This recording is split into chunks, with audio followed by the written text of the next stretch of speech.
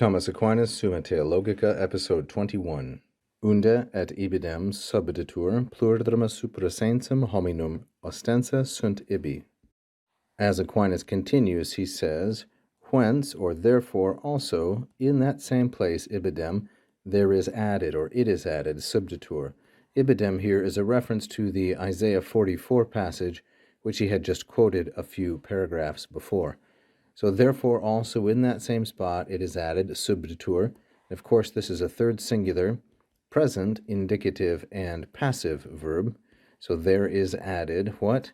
Many things, plurima, beyond the sense or beyond this understanding of men, sensa hominum, have been shown, ostensa sunt, there in that place. So very easy syntax here. Plurima is the subject. It's neuter, plural, and nominative. This is a superlative adjective. It is being used here substantively.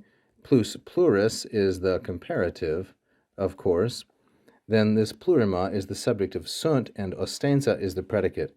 This is a participle, perfect passive, from ostendo, ostendere, and then the fourth principal part is ostensus.